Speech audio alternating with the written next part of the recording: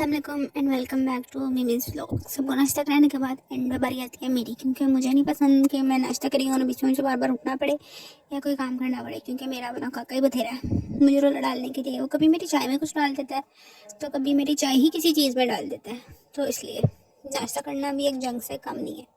नाश्ता बनाने लगी तो मुझे याद आया कि मेरे क्लब सैंडविच का जो बैटर पड़ा हुआ है, मिक्सचर, ये काम है मेरी रिक्वायरमेंट के मुताबिक। तो फिर मैंने लगाया जुगाड़ और इसमें काट कर मैंने डाली कैप्सिकम और कोकम्बर, क्योंकि जुगाड़ लगाने में तो आपकी वैन नंबर 1 है ना। फिर कैप्सिकम का भी मैंने लिया जिस 1/4 से भी कम स्लाइस, और कोकम्बर का जो मैंने सीड्स वाला पार्ट था वो निकाल दिया, क्योंकि वो हमें फिर हर चीज़ में पानी पानी पैदा कर देता है। और मैंने उसको जो है पील ऑफ नहीं किया, मैंने ऐसे कट कट करके डाल लिया, क्योंकि मेरे पास टाइम कम था, ऑलरेडी 1 बज रहा था और हमारी हेल्पर भी फिर किसी भी टाइम आ जाती है। आजकल इन लोगों का भी कोई टाइम नहीं है, इसलिए फटाफट नाश्ता करके फारिग होने की करते हैं हम।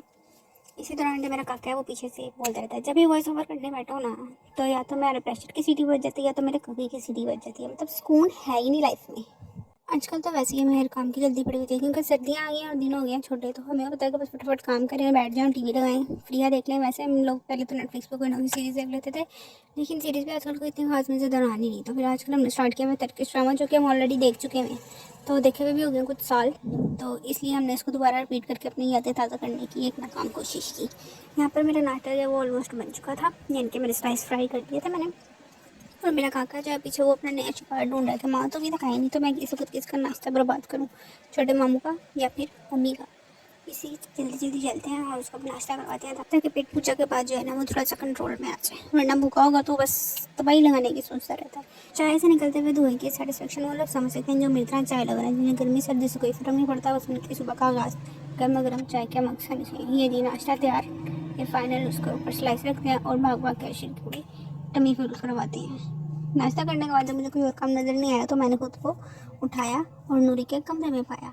वहाँ जाकर मैंने देखा बाजी तो बखरे खिलाना डाल के बैठी है। फिर मुझे लगा कि बाजी गर्मी और सर्दियों के कपड़े मिक्स कर बैठी है। मैंने उससे पूछा, यार ये काम तो तुम पहले कर नहीं चुकी थी, हम लोग सब कुछ समेट चुके थे, फिर आज ये क्या? तो मुझ पर वह इंकशाफ का जो प्लान उनका 2 दिन बाद का था, उसको ये उठा के 2 दिन पहले ले आए हैं। असल में सीन ये है कि अजी की डेथ के बाद सारे घर का माहौल ही वैसे तो बहुत ज़्यादा फेटअप हो गया हुआ था, हर बंदा ही दुखी था, क्योंकि ज़ाहिर है पहले बेटे की पहली औलाद थी, उसके साथ सबकी इमोशनल अटैचमेंट वैसे ही बहुत ज़्यादा थी, और बेबीज तो सबको ही बहुत ज़्यादा अच्छे लगते हैं ना। तो और फिर ये तो माँ बाप हैं, इन लोगों के लिए तो बर्दाश्त करना बहुत ही मुश्किल काम था। तो इनका तो हर चीज़ से टूट गया हुआ था, लेकिन फिर भी हम लोग कहते थे कि चलो यहाँ चले जाओ, वहाँ चले जाओ, कहीं चले जाओ, तुम लोगों का माइंड थोड़ा फ्रेश हो। लेकिन ये लोगों को टालने की पूरी पूरी कोशिश करते थे, लेकिन शुक्र है फाइनली इनका माइंड बन गया और इन्होंने डिसाइड किया जाने का। लेकिन फिर बीच में सीन आया कि नूरी को हो गई एलर्जी, तो इन्होंने फिर प्लान डिले कर दिया। लेकिन अल्लाह का शुक्र है नूरी ने थोड़ा बेटर फील किया।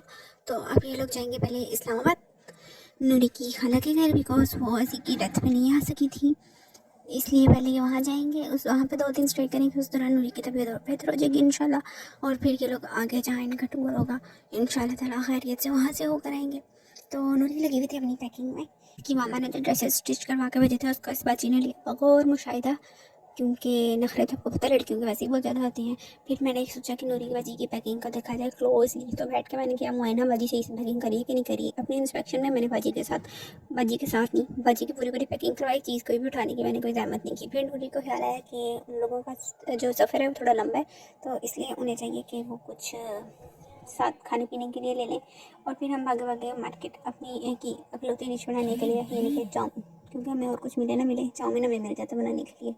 हमने कहीं जाना हो तो बना लो चाउमीन, हमें कुछ समझ नहीं आ रहा खाना क्या है तो बना लो चाउमीन, किसी ने हमारे घर दावत पे आना हो तो क्या बनाए, बना लो चाउमीन। और फिर इस महीने में दिखाए थोड़े से नखरे कि नहीं नहीं मैं खाली बोनलेस चिकन नहीं दूंगा, मुझसे तो आपको पूरी चिकन खरीदनी पड़ेगी। हम भी अड़ गए, हमने कहा नहीं हमने तो लेनी बोनलेस है, नहीं तो हम जा रहे हैं शॉप पे। फिर बाइक के रेट खाने, और उसने फटाफट से चिकन को हमारे लिए तैयार करना शुरू किया। और ये देखिए मेरी औलाद के काम, उसने फ्राइम की ट्रे उठा के परे फेंकी। और फिर हम गए बेकरी में स्पैगेटी ब्रेड वगैरह लेने के लिए, और यहाँ पे रश देखिए आप, इतनी माम अपने हाथ में नहीं निकल दी जितनी पाकिस्तानी माम शॉपिंग के लिए निकली होती है। अने वाह, खैर सानू की, हमने लिया अपनी मर्जी का सामान और हम आ गए घर। और आज का खाना बनाने के लिए मैंने बोला था कि बना लो बैंगन का भरता, तो मैंने एक तरफ रखे बैंगन बॉयल होने के लिए और नूरी ने दूसरी तरफ शामिल के लिए चिकन रेडी किया। और यहाँ मैंने बैंगन को पलटाने की कोशिश की, बिकॉज उनकी एक साइड तो पक रही थी लेकिन दूसरी साइड बिल्कुल नहीं पक रही थी, ये फ्लोट कर रहे थे पानी के ऊपर। मुझे नहीं पता था कि बैंगन पानी पर फ्लोट करते हैं, बिकॉज जो बाकी वेजिटेबल्स होती हैं वो तो मेरे ख्याल में सिंक कर जाती हैं। खैर मुझे नहीं पता था। फिर मैंने इनको दबा दबा के पानी के अंदर डुबोने की कोशिश की, लेकिन ये फिर भी ऊपर ऊपर आई जाते। दूसरी तरफ वेजिटेबल्स भी कट हो गई थी, नूरी का चिकन भी तैयार हो गया था। फिर नूरी को ख्याल है कि उसे थोड़ी सी क्लब सैंडविच भी बना लेनी चाहिए। फिर बीच में मुझे आवाज़ आई कि हेल्पर जो हमारी वो काम करके फारिग हो चुकी है ऑलमोस्ट, तो रोटी छोटी बना दो। फिर हमें ख्याल आया आटा तो गूंदा ही नहीं। हमारे साथ ऐसे ही होता है, एक काम कर होते हैं, हमें ख्याल होता है दूसरा तो किया ही नहीं, उसको बीच में छोड़ के दूसरे में टांग अड़ा लेते हैं और फिर बस फंस जाते हैं हम। फिर नूरी ने बोला कि वो भी रिस्पेक्टिव कैरेक्टर थोड़ा रिले करा सकती है, खाना पहले पहले रेडी कर लेते हैं। तो उसने बोला तुम आटा गूंदो और मैं जो है वो हांडी के लिए मसाला तैयार करती हूँ। मैंने कहा हाँ ठीक है। मैं तो इस तरह हम अपने पहले काम को छोड़ के हमने अपनी अपनी टांगें फंसाई दूसरे काम में, और सारे किचन का हमने वो कबाड़ा किया। पता नहीं हमारी बेचारी हेल्पर जाके गति बाजी मैं साफ करूँगा तुझे अगले और गंद पाना है। तो मैंने कहा बाजी तू ठहर जा, बैठ जा, तू देख कार्टून शार्टून मेरे बेटे के साथ, अभी हम थोड़ा मजीद गंद कबाड़ा कर लें, उसके बाद एक दफ़ा सफाई करने आना। आटा गूंदते गूंदते मुझे याद है कि खुशका तो है ही नहीं, और मैंने उसी के आधे गूंदे और आधे खुशके वाले आटे में से खुशका निकाल के दूसरे बर्तन में डाला ताकि रोटियां पकाता होगा तो अब नया से पाना पड़ जाए।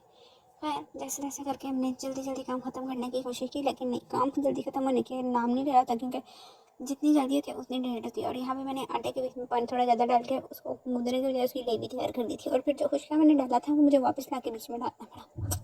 देखने बस जल्दी के काम शैतान के काम। नूरी भी जब प्याज श्याज तेज़ी से काट रही थी, आज हमने काम ये किया कि मैंने अपनी तरफ से बड़े बड़े प्याज लिए कि ज़्यादा काटने नहीं पड़ेंगे, 2 प्याज काटेंगे और होने के लिए तैयार। लेकिन मेरे दिन से ये बात निकल गई थी कि बड़ा प्याज जो होता है वो पकता नहीं है सही से, और आधा घंटा मुसलसल हम उसको पकाई जा रहे हैं पकाई जा रहे हैं पकाई जा रहे हैं। जब मसाला भूनने की बारी आई तो मैंने देखा कि प्याज साफ तो भरे ही नहीं है। खैर इससे की जान छुड़वाने के लिए मैंने लगाया जुगाड़, और मैंने पकड़ा हैंड बीटर और मसाला पीस दिया हांडी के बीच ही, क्योंकि अगर वो कच्चा कच्चा रह जाता फिर हम नीचे साइड इज्जत हो जाएगी। इसलिए हमने जान बचाने के लिए उसको हैंड बीटर से मैश कर दिया सारा।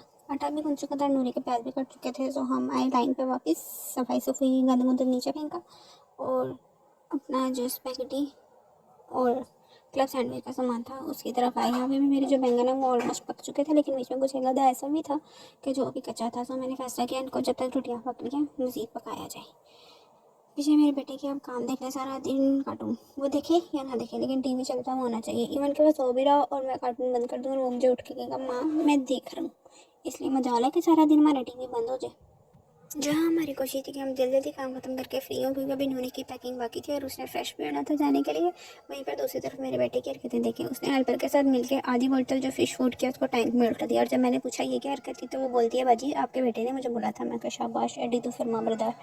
दूसरी तरफ मेरे जो बैंगन है वो भी बॉयल हो चुके थे अच्छी तरह। सो मैंने स्ट्रेनर को रखा सिंक में और ऊंची आवाज़ में पड़ी बिस्मिल्लाह और डाला पानी। आज नूरी को मैंने कहने का मौका नहीं दिया कि जन्नत अल्लाह बिस्मिल्लाह नीचे पड़ी। खैर फटाफट इसको वॉश करके मैंने इसी के बीच में मसाला रखने की सहमत की, क्योंकि मेरे पास टाइम नहीं था कि मैं जाऊँ दूसरी लेकर आऊँ और इसको बीच में पड़ा रहने, तो बाद में भी तो धोनी थी ना। इसलिए जल्दी से हमने इसमें पुचक पुचक ऑयल डाला और इसमें थोड़े से प्याज को गोल्डन ब्राउन चाहिए, क्योंकि अम्मी कहती हैं अगर प्याज गोल्डन करके बिना मसाला रख दो तो मसाला मीठा मीठा हो जाता है। इसलिए मैंने फटाफट इनको आग तेज़ करके डाला।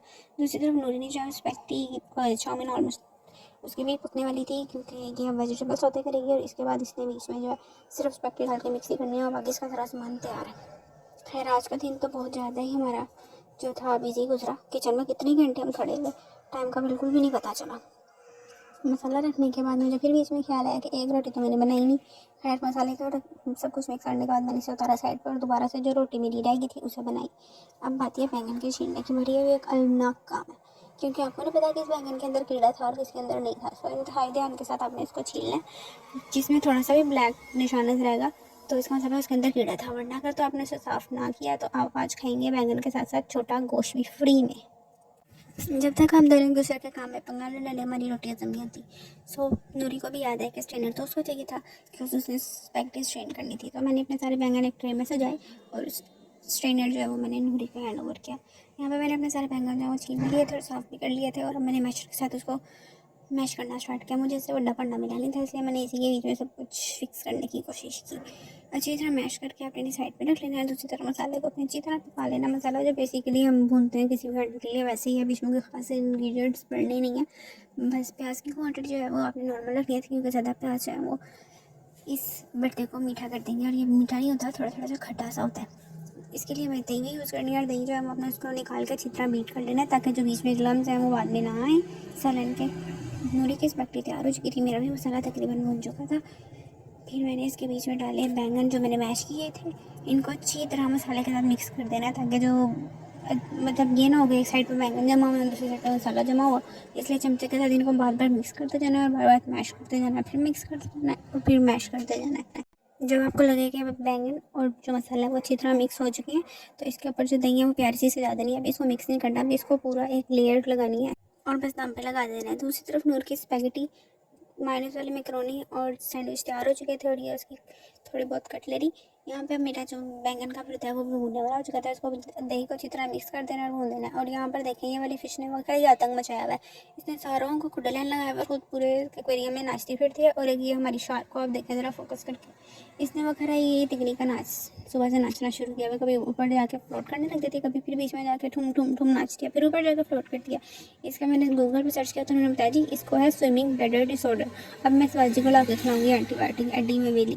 खैर हम लोग इस वाली फ़िश को लेकर गए वापस शॉप पर, उनको हमने बोला अंकल इस फिश ने तो हमारी मछलियों को नाक में दम किया हुआ है। यहाँ पर जाके वही बंदे को वखरा ही किस्म का ना नॉस्टैल्जिया स्टार्ट हो जाता है, उसको ना बचपन याद आ जाता है। और इतनी मज़े मज़े की फ़िश नज़र आती हैं, इतनी मज़े मज़े की इंसान एक छोड़ दूसरी छोड़ तीसरी छोड़ दिल करता है सारी ले जाओ। खैर हम लोगों ने भी सिर्फ वही रखनी थी जो कि आपस में एक एक्वेरियम में मिलजुल कर रह लें, वरना इनका इतना गंदा सिस्टम होता है कि एक दूसरे को खा जाती हैं। खैर we end up on the same red and white fish, तो हम एक पेयर एक्स्ट्रास कर ले और जो चेंज कराई थी उसकी जगह में हम वही फिश ले। और यहाँ पे हमारी जो शार्क सुबह से नाच रही थी वो कज़ाई लाई से इंतकाल फरमा गई। दूसरी तरफ मेरे भाई और नूरी की पैकिंग तैयार हो चुकी कंप्लीट हो चुकी थी और अब उन्होंने गाड़ी की डिक्की में सारा सामान फिट करना शुरू किया, बिकॉज रात हो रही थी, धुंध हो जाएगी। इससे पहले पहले उन्हें मोटरवे पे अपना जो मोटरवे वाला सफ़र है उसे कंप्लीट करना था। यहाँ पे दोनों मेरे भाई जो है वो डिक्की में सामान फिट कर रहे थे और नूरी जो है वो भी कमरे में चिंटू मिंटू जो उसका छोटा मोटा सामान रह गया था उसको वो एक बैग में फिट करने की कोशिश कर रही थी, क्योंकि जितनी भी आप वो सारा दिन पैकिंग कर लेना है एंड टाइम पर जो चीज़ें याद आती हैं वो आपको सारा दिन याद आ ही नहीं सकती है। मेरा खुद का पर्सनल एक्सपीरियंस भी है। और दूसरी तरफ जो है वो मेरी शार्क फिश, उसको मेरे बेटे ने रुला डाला था, माँ ये मटकी से निकालो निकालो। अब्बू ने फटाफट उसको निकाला और फिर इन लोगों को टाटा बाय बाय का टाइम है, इनको सी ऑफ करने के लिए सब बाहर है। और नूरी यहाँ पे सबको ऐसे मिली थी जैसे रुखसती के टाइम बेटी नहीं मिलती। फिर मैंने ऐसे बोला पगली रुलाएगी क्या, चल जा। और ये अब जाके गाड़ी में बैठेगी और फटाफट से इन लोगों ने निकल जाना है। बाय बाय, खैरियत से जाएँ और खैरियत से आएँ। अच्छा सफ़र है ये इनका।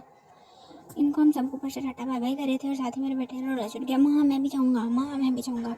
और मैंने उसकी चलाई फिल्म, मैंने कहा हाँ बेटा मामू गए हैं पेट्रोल डलवाने, वो भी आते हैं तो फिर आप जाना, चलो जल्दी से रेडी हो जाओ। इसी दरम्यान हमने फूड पांडा से मंगाया है टिकट और हमने कहा रात के खाने का क्या इंतजाम। रात के खाने के बाद आती है पानी धोने की बारी। और जब भी मैं बर्तन धोती हूँ मेरे जहन में वो आजकल रील चली है ना, सवेरे उठ के भी पांडे राती सोते ही भी पांडे, वो वाली मेरे जहन में ना म्यूज़िक बजना स्टार्ट हो जाता है, बिकॉज लिटरली यार सारा दिन पांडे खत्म ही नहीं होते हैं। खैर जल्दी जल्दी हम धोते गए और फिर एक दफ़ा मेरे बेटे का पौधा बुझना शुरू हुआ, माँ मामू तो आया ही नहीं। मैंने कहा चला मैं तुझे लेके चलती हूँ बेकरी। और वो रहती जा रहा है माँ चल। और मैं फटाफट से तेज़ी से बर्तन धो रही हूँ, हाँ हाँ मैं तो हाथ धो के आ गई।